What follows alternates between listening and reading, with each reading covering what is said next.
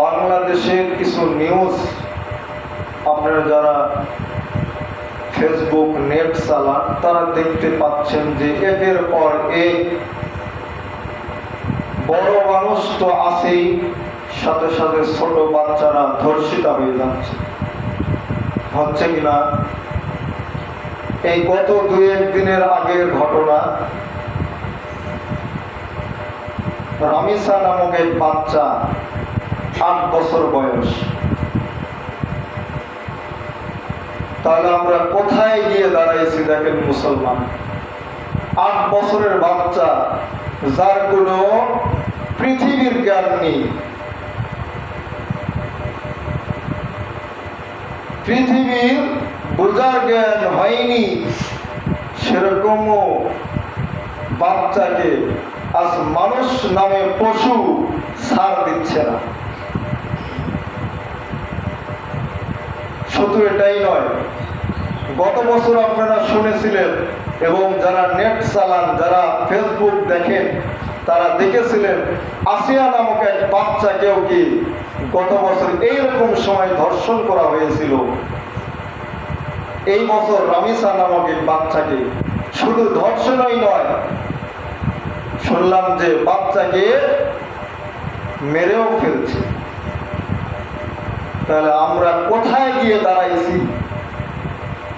আর আজকে বাংলাদেশের কি আইন ব্যবস্থা যে বাচ্চাকে ধর্ষণ করতেছে, কোনো বিচার নেই, কোনো আচার নেই, কোনো আইন নেই, কোনো প্রশাসন নেই।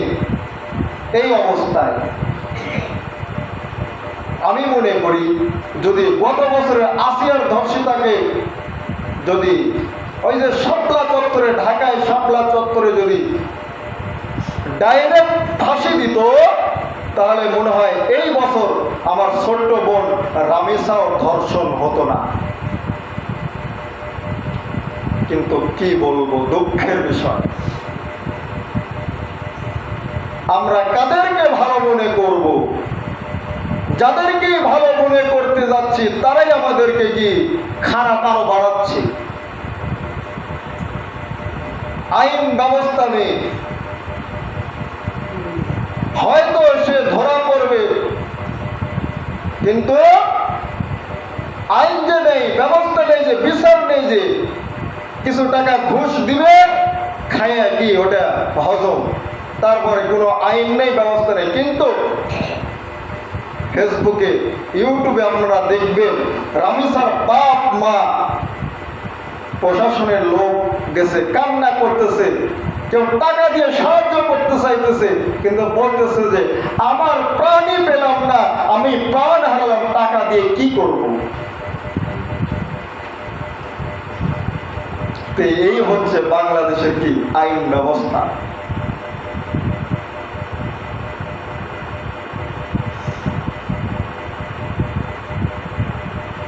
যাই হোক, ওই দিকে আমি আর যাব না।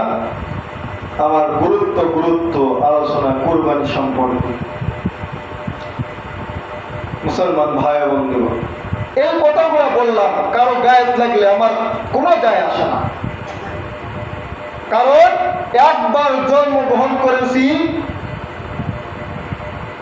ইসলামে জন্মগ্রহণ করেছি, ঈমান থাকা পর্যন্ত সত্য কথা বলবো। এতে যদি আমার মতন আবু হানিফের পান দেওয়া লাগে, কোনো যায় আসে না, পান দিতে আমি প্রস্তুত, আমি জীবন দিতে প্রস্তুত। সত্য কথা উচ্চস্বরে বলবই। সাইদি সাহেব একটা কথা বলতেন বারবার, যে দুনিয়াতে আসছি একবার, বিরলের মতন 500 বছর থেকে বেঁচে লাভ নাই, বাঁচবো 1 ঘন্টা সিংহের মতো।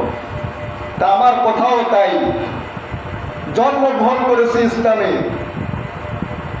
আসছি ইসলাম নিয়ে, ইসলামের জন্ম, মুসলমানের ঘরে জন্ম, বাঁচতে হলে বাঁচবো একদিন সিংহের মতন, 500 বছর বিড়ালের মতন বেঁচে লাভ নেই।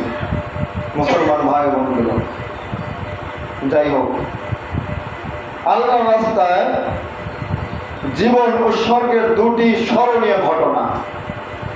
এই যে আমাদের কুরবানি সংক্রান্ত যে মাসাইল আসতেছে, কুরবানি আসলো, সেই সম্পর্কে আল্লাহর রাস্তায় জীবন উৎসর্গ করা, জান মাল কোরবানি করা আনন্দ হলো